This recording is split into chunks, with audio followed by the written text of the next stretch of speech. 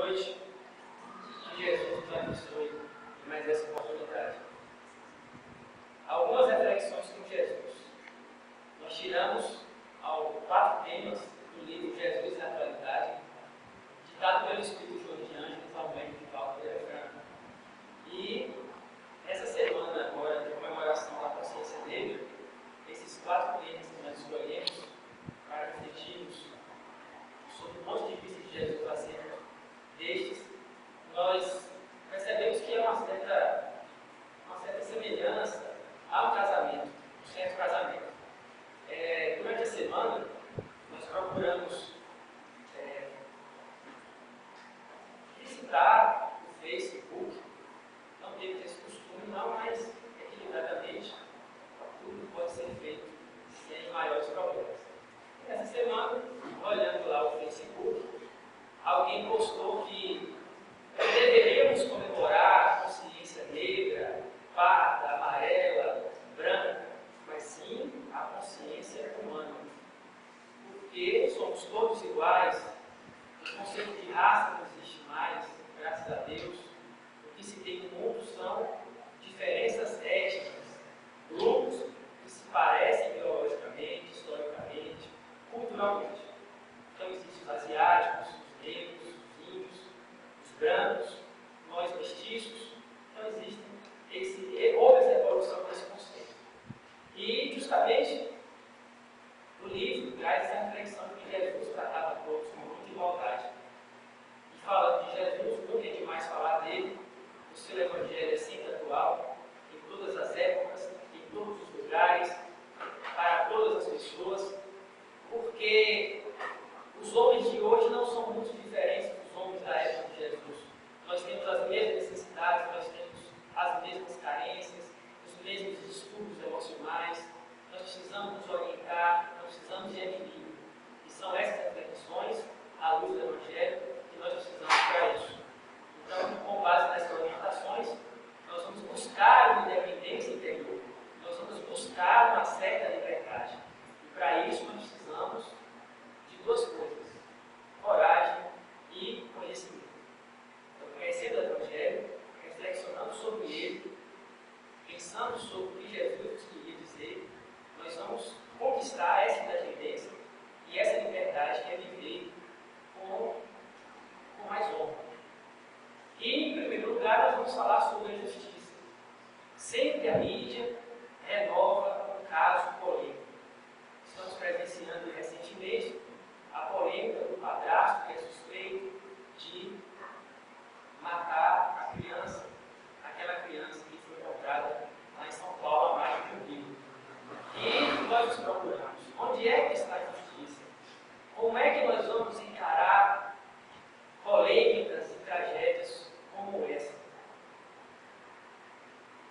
O comentário popular que nós testemunhamos é aquele comentário raivoso, de muito ódio, sem ao menos ter finalizado o processo.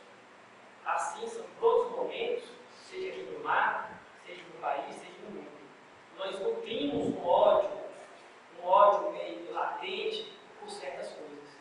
E quando aparece um caso que demonstra uma certa injustiça, nós logo colocamos e fazemos comentário e usamos as redes sociais para desabafarmos e acabamos fazendo coisas excessivas.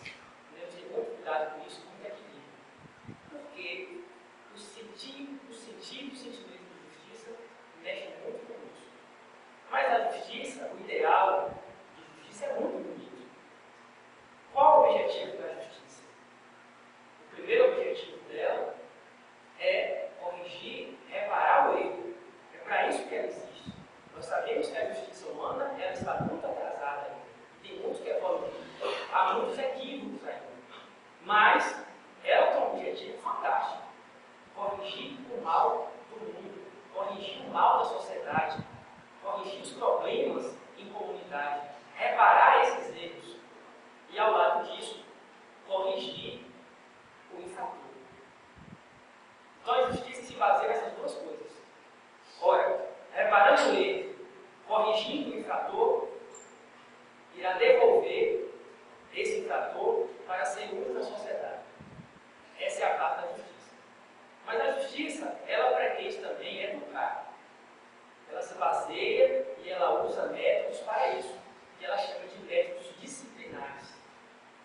talvez não sejam tão disciplinares assim, mas ela se baseia em instrumentos para atingir aquele objetivo, de poder reparar o erro, de poder devolver o infrator de forma a que ele seja bom para a sociedade. Mas, nesses termos, ela chega ao extremo, e ao último extremo da justiça é limitar a liberdade da pessoa. E isso sempre acontece. E por que se limita a liberdade da pessoa? Para poupar todos nós, a sociedade, se ela pensa assim, e o próprio fator de cometer crimes piores e problemas maiores. Então, para prevenir, limita-se a liberdade do indivíduo, para que um dia ele possa voltar e ser útil, ele possa fazer diferente. Essa é a principal regra da justiça. A justiça se baseia mais ou menos nisso. Mas, à medida que o homem ele aprimora a sua inteligência, à medida que o homem evolui o seu sentimento, ele vai modificando as suas leis. E as leis vão ficando mais brandas. A justiça vai ficando mais igualitária. Isso não só nas leis do Código Civil, do Código Penal, mas em todas as instituições, em todas as instituições educativas, religiosas, políticas, sociais, em todas as empresas, privadas ou estatais. À medida que as pessoas vão evoluindo, vão tomando consciência do seu papel, vão mudando seus sentimentos, vão aprendendo, elas vão elaborando leis mais brandas, mais justas, menos punitivas. Isso é muito importante ter uma ideia. Mas o caminho é muito longo ainda. Há muito que se conquistar. Muito. Há muito que percorrer até chegar o dia do homem poder respeitar mais a vida, respeitar mais o próximo, respeitar mais a natureza, respeitar mais a justiça séria, menos punitiva e mais igualitária. Isso vai demorar, isso vai levar um certo tempo, mas nós não podemos perder a esperança. Como fica Jesus nesse caso? E como fica Jesus em relação à justiça? Nós não temos dúvida de que ele sempre procurava tratar todos de maneira igual. Sempre. De maneira ou de forma com muita benevolência. Sempre priorizando pela educação, pelo crescimento espiritual do indivíduo. Ele sempre procurava tratar os outros dessa forma. Por quê? Porque Jesus, quando olhava para uma pessoa, e o livro Jesus da Atualidade fala claramente isso, através do estudo de João de Ângeles, que Jesus conhecia as pessoas, ele sabia diferenciar as pessoas pela sua capacidade intelectual, pela sua capacidade moral. Então, mesmo sabendo que as pessoas se diferenciavam, e ele tinha essa capacidade de olhar a alma, de enxergar a alma, ele tratava a todos de maneira igual e davam a todos a mesma oportunidade. Ou seja, sem preconceito. Não importava se era negro, não importava se era branco, se era pardo, se era rico, se era pobre, se era sadio ou doente. Ele sempre procurava dar as mesmas oportunidades a todos. Porque ele procurava trabalhar a educação, tratar a todos de maneira benevolente. Então, ele sempre tinha esse mesmo tratamento. Um exemplo. O mesmo tratamento que ele deu à adúltera, ele dava aos sacerdotes. E olha que os sacerdotes sempre o interrogavam, sempre colocavam Jesus em situação de risco. Jesus sempre tratava da mesma forma também os saduceus, que eram muito hábeis com as palavras e sempre questionavam Jesus para tentar colocar em situação de risco. Ele também tratava da mesma forma os fariseus hipócritas, que sempre davam muito valor às questões exteriores, da mesma forma. Ele também respondia de maneira igual a Lázaro e suas irmãs, a Nicodemos, o cobrador de imposto, ou de impostos. Ele sempre tratava da mesma forma também Zaqueu. Ou melhor, Zaqueu, o cobrador de impostos, desculpe, e Nicodemos, o doutor do tribunal, o doutor da lei. Então ele sempre procurava tratar a todos iguais. Inclusive, o ladrão que foi crucificado junto com ele, e que procurava em Jesus apoio para aquele momento. Então, Eles sempre procuravam tratar de maneira igual. Mas havia situações também em que Jesus precisava usar de energia. Mas não a energia que nós usamos. Não falava severamente como nós falamos. Ele usava a energia em algumas situações provocadoras. E essas situações provocadoras, ele usava a energia, verdade, mas com compaixão. Sem esquecer que os homens eram doentes da alma. Como nós também somos doentes da alma. Então, ele sempre procurava usar a palavra de maneira firme, mas sabendo que ali diante dele existia uma pessoa que procurava evoluir muito, que tinha defeitos, que tinha falhas. Então a justiça de Jesus, ela se baseava muito nisso. Muito em reconhecer no outro fraqueza. Muito em reconhecer no outro uma necessidade educativa para se melhorar. A época que Jesus vivia não é muito diferente da de hoje, não. A arrogância reinava, a injustiça, o abuso de poder era muito grande. Mas em meio a tudo isso, Jesus procurava ensinar a generosidade. Jesus procurava viver a humildade. Diante da exploração daquele povo, Jesus sempre procurava também se basear e ensinar a renúncia. E sempre procurava viver de acordo com tudo aquilo que ele ensinava. Então, é um exemplo que nós devemos seguir, porque Allan Kardec perguntou aos Espíritos, no livro dos Espíritos, quem deve ser o nosso modelo? Em quem devemos nos inspirar? E os Espíritos responderam categoricamente, em Jesus, porque Ele é o nosso modelo e guia. Então, Jesus propõe uma justiça diferente. Não só a justiça do fórum, dos tribunais, dos desembargadores, do Supremo Tribunal Federal. O ministro Joaquim Barbosa traz para o Brasil uma esperança de fim da impunidade e da corrupção. Claro que o caminho é longo, temos muito que percorrer, mas é um passo. Mas tenhamos equilíbrio, não vamos sair por aí nas redes sociais demonstrando a nossa satisfação e demonstrando o nosso ódio, e cultivando esse ódio, e xingando os políticos, nos mantendo uma posição de equilíbrio, de orientação, como Jesus tinha. Então, Jesus propõe uma justiça diferente da dos fariseus, porque os fariseus eram moralmente doentes. Os fariseus exploravam os mais fracos, as crianças, as viúvas, os idosos. Então, os fariseus tinham preferências. A justiça não era igual, a justiça era muito punitiva. Então Jesus propõe uma justiça diferente, uma nova justiça. E ele foi o maior exemplo disso. Um caso deve ser colocado. Quando Pilatos, ele disse para Jesus que o Nazareno, ele tinha poder sobre o Nazareno. E que naquele momento ele iria lavar as mãos. Jesus interrompe e diz que não. Que todos estavam submetidos a um poder maior. E Jesus complementa que o grande poder e a excelente justiça provém de Deus. Então como nós devemos encarar a vida diante da justiça de Jesus? Como nós devemos encarar a vida diante de uma justiça humana que ainda não é perfeita? Como nós devemos ainda encarar a vida sabendo que ela não é justa, mas ela não é justa para aquele que não crê na vida futura. A vida não é justa para aquele que não dá aos valores espirituais a sua importância. Aí a vida é injusta mesmo, mas a vida não tem nada de injusto. Tudo está perfeitamente colocado. Tudo funciona magnificamente. Então, como devemos encarar a vida? Como o Espiritismo nos ensina a ver a justiça, a ver os nossos problemas, a ver o que vivemos? Muito simples.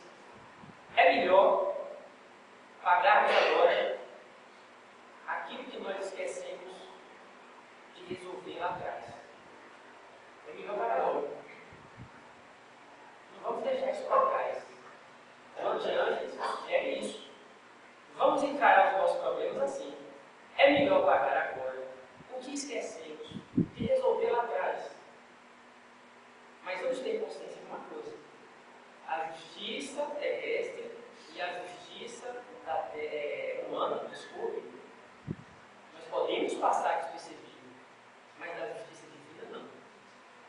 causa um certo pavor, um certo medo. Nós vamos ao centro buscar consolação e vamos ouvir uma palestra de que nada escapa da justiça divina. Que negócio é esse? Calma. É importante sabermos isso. Que nada escapa da justiça divina. Nós podemos burlar a Receita Federal, nós podemos burlar um crime que cometemos que ficou oculto, nós podemos burlar, e muitos crimes que nós cometemos, do ponto de vista moral, não são julgados pela justiça. Então nós podemos passar ilesos. Nós podemos, mas a justiça divina não. E isso vai nos alertar, para que possamos ser mais vigilantes, para que possamos ter mais cuidado diante da vida e diante, principalmente, dos relacionamentos interpessoais. Porque podemos viver sozinhos. Podemos fazer a opção para não ter muito relacionamento interpessoal. Mas o nosso mundo é repleto e exige isso. Então devemos ter muito cuidado e ter sempre alerta nas trocas de experiência com as pessoas. Porque nada escapa à justiça divina. Segundo ponto importante.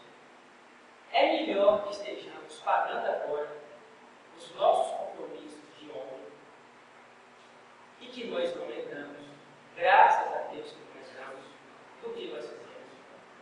E daquele ar de recomeço, de fazer uma nova história, de começar tudo de novo. Porque nós podemos imaginar o que nós somos, pelo que nós somos.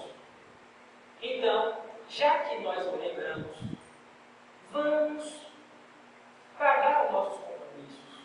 De que forma? Tenha essa consciência.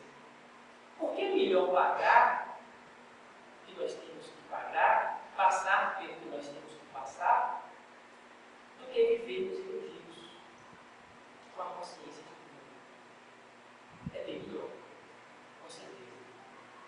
Mas quer dizer que assim é determinista? Não. Nada na vida é determinista. Fiz errado, foi ser errado. Não. O Espiritismo também diz assim que nós podemos amortecer o impacto do efeito das nossas causas. Como? Fazendo o bem, promovendo o bem, construindo o bem, servindo. Porque nós sabemos que Jesus disse que o maior reino de Deus é aquele que mais serve. O mais feliz, que fica mais em paz, com a consciência mais tranquila, é aquele que mais serve. Então, tendo essa consciência, nós podemos amortecer o impacto daquilo que nós estamos programados a receber pela nossa própria vida. Bom, isso nos traz um alívio, um certo alívio.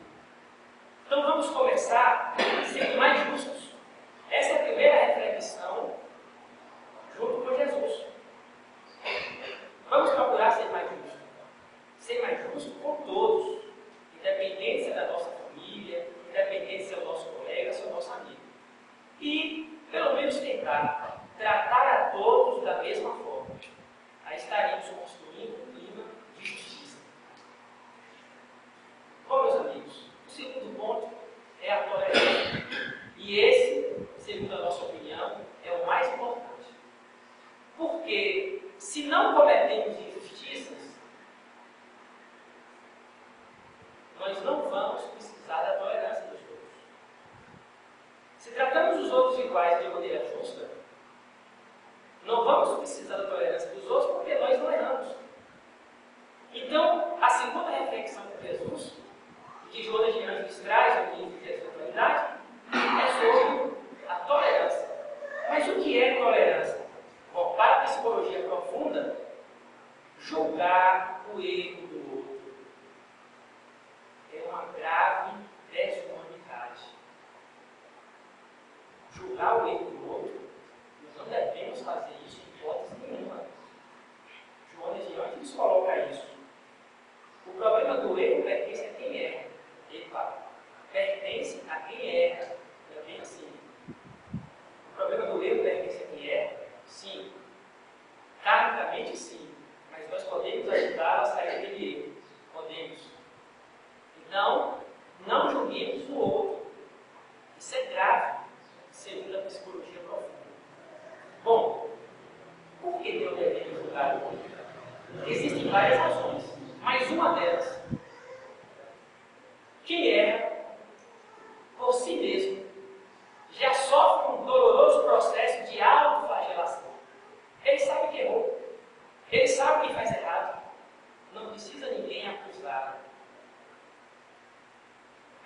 E a pessoa que sofre, e a pessoa que erra, e que tem consciência de que está errando, além de se autoflagelar, porque sofre muito com isso, porque tem consciência que erra ainda, inconscientemente, ela busca sempre, mesmo que inconscientemente, se livrar da falta que traz a culpa, se livrar da falta que traz o sentimento de culpa. Olha como Joana de Ângeles, ela é profunda nessas questões. Uma outra coisa que é importante, julgar os outros é muito grave também, porque nós realizamos um fenômeno de projeção da nossa própria sombra no outro. Que fenômeno é esse que nós julgamos o outro? Que é projetamos a nossa própria sombra no outro. Nós projetamos a nossa própria sombra e vai se formar um quadro de auto-justificação. Então, quem julga muito o outro, que aponta muito o erro do outro, acaba se auto-justificando, porque tem o mesmo problema, ou tem uma tendência a ter aquele mesmo problema. Então, uma parte muito importante do que do livro. Um outro ponto importante que nos ensina a não julgar, que é a questão da vingança-prazer, uma palavra composta. Vingança-prazer. Aquele que julga, aquele que observa, aquele que condena o outro porque erra, aquele que não tolera o outro, acaba construindo um processo de vingança-prazer. Gostou do outro ter errado. E quem aponta o erro sem ver a causa do problema, e quem acusa o outro sem ver a causa do problema, está demonstrando o verdadeiro atraso moral. O livro fala que é o homem ainda louco do seu irmão. Vingança prazer.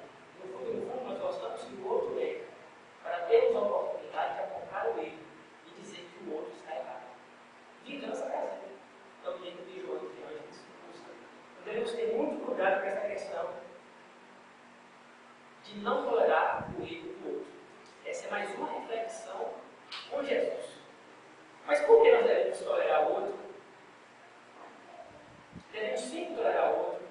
Por que devemos ter sempre misericórdia do outro? Porque Jesus tinha. Por quê? Porque amanhã poderemos ser nós. E vamos precisar da tolerância do outro. Então, por isso que a tolerância é uma reflexão importante com Jesus. Bom, então a tolerância ela surge como uma necessidade pessoal, uma necessidade terapêutica, pessoal e fraternal, de compreender, de ter compaixão do caído, daquele que errou, como nós também, que ainda somos muito instáveis. E, se possível, dentro da nossa inferioridade, no nosso caso, estender-lhe a mão de generosidade. Mas e Jesus? Que quadros da vida dele demonstrou essa tolerância para com o próximo?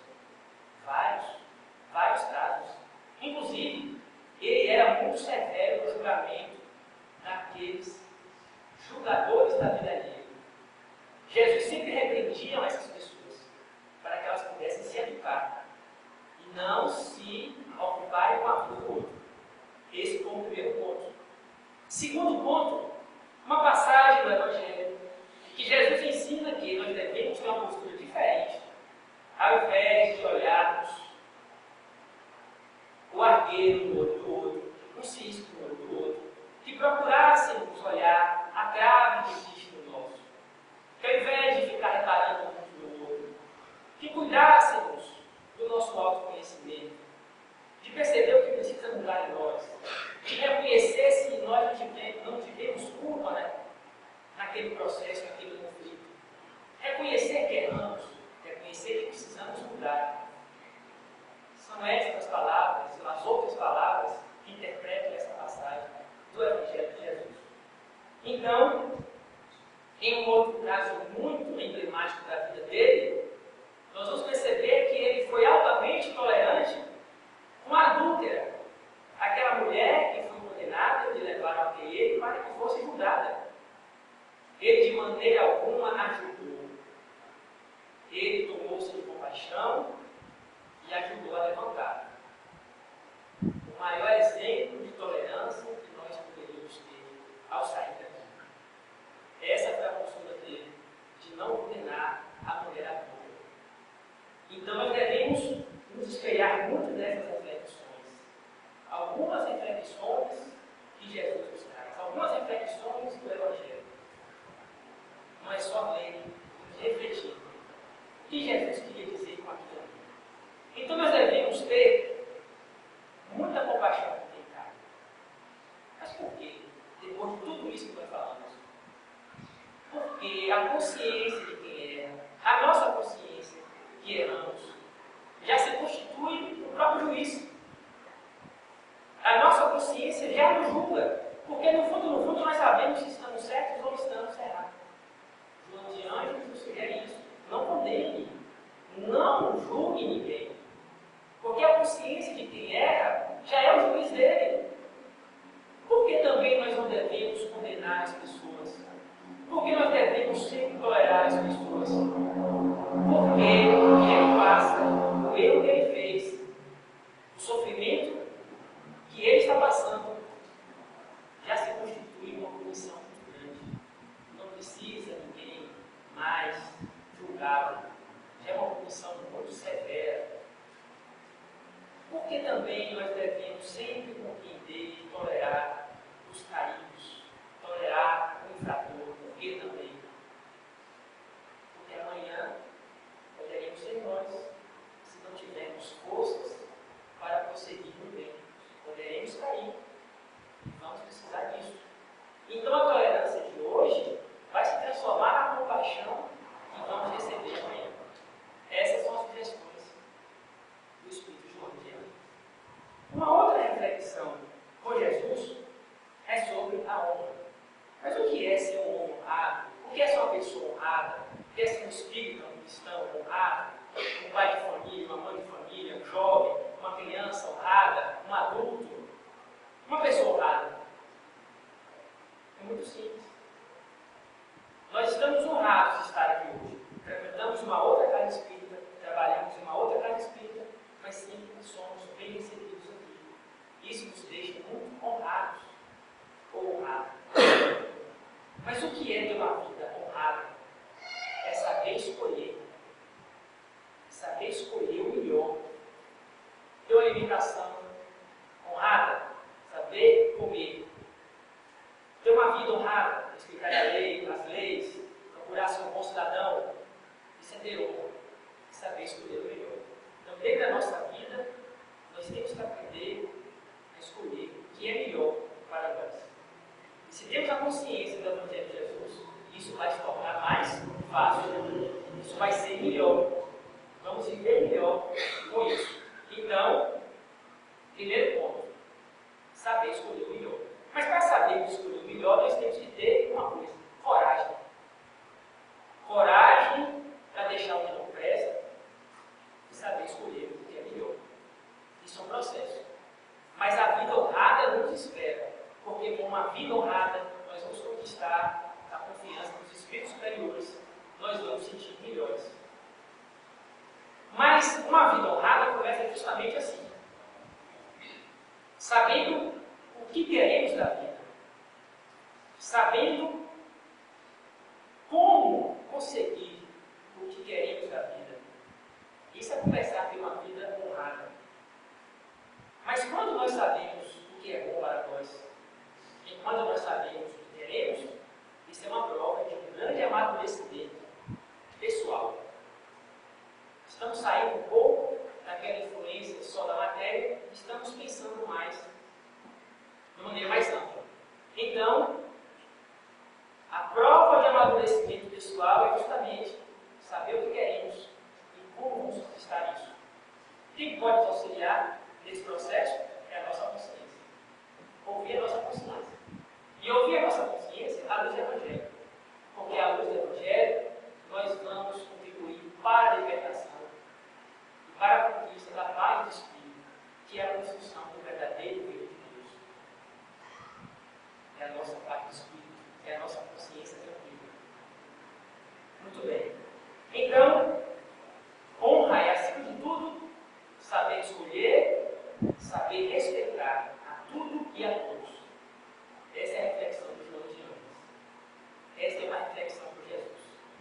uma vida honrada, saber respeitar a todos e a tudo. É ter coragem de saber fazer escolhas certas. Existe mais uma reflexão com Jesus, que é acerca da própria reencarnação. Nós temos o hábito de reclamar muito, nós temos o hábito de queixar muito, e quando fazemos isso, fugimos um pouco da nossa realidade. Isso é muito comum de todos nós. Mas é preciso que os problemas existam. Tudo na vida tem um sentido, nada está errado. Tudo está no caminho certo. Se temos problemas, é porque nós temos condições de superá-los. Os problemas existem para nos ensinar a lutar, para nos ensinar a buscar ajuda. Se não tivéssemos problemas, talvez não estaríamos aqui, não buscaríamos ajuda com terapeutas, com a medicina, etc. Não buscaríamos ajuda com um amigo. Então precisamos dos problemas. E o mais importante, são justamente os problemas que nos ensinam a receber os convites para fortalecer a nossa fé, para o trabalho, para o estudo, para a reflexão, justamente para a oração, são justamente os problemas. Ainda bem que nós temos problemas, nós podemos superá-los. Vamos buscar ajuda, vamos fazer a nossa parte, vamos nos fortalecer com base nas reflexões de Jesus. Porque o renascimento é a vitória da morte. Estamos vivos, estamos aqui. Nós temos um propósito. E a reencarnação não é só para dar, nós não estamos aqui para sofrer. João de Anjos citou um termo muito importante. A reencarnação também é para, olha que frase bonita, promovermos ações relevantes. É para isso que estamos aqui. Nós vivemos para promover ações relevantes. Aqueles que estão na nossa casa precisam de nós. Os colegas de trabalho que passam por problemas precisam de nós. O mundo precisa de nós. Nós renascemos, sobrevivemos à morte para promovermos ações relevantes. É para isso que nós estamos aqui. Isso não nos dá alegria? Mas é claro, porque nós temos fé no futuro. A vida não acaba. Isso aqui é matéria. Há coisas melhores a conquistar. E só teve uma vez, talvez, que Jesus ficou triste. Foi lá no Getsemane, quando ele velava pelos seus amigos, os apóstolos, que pegaram o sono e não imaginaram a gravidade da situação. Porque poucos instantes depois, Jesus foi preso pelos soldados romanos e levado para a crucificação. Assim somos nós. Quantas vezes no Getsemane da nossa vida, nós ficamos como aqueles apóstolos invigilantes e não oramos e não fazemos nada por ninguém, não observamos os nossos pensamentos, as nossas reações, as nossas emoções, as nossas palavras, não percebemos que estamos muito ociosos, e aí vem os vários guardas romanos desta vida e da outra vida e nos pegam desprevenidos, invigilantes, e aí somos presos e muitas vezes crucificados em diferentes situações. Talvez esse foi o único momento que Jesus ficou triste. Depois de tanto ter ensinado, de tanto ter pregado, estimulado a educação daqueles homens, eles não se deram conta do perigo que nos rondava. Assim também somos todos nós. Então, nós poderemos resolver os nossos problemas a partir do momento que optarmos, queremos sair do caos, mudar, transformar. E aí nós teremos os nossos próprios terapeutas, à luz do Evangelho, fazendo algumas reflexões sobre Jesus. E sempre que tivermos situações de risco, na dúvida, nos perguntar o que Jesus faria se ele estivesse aqui.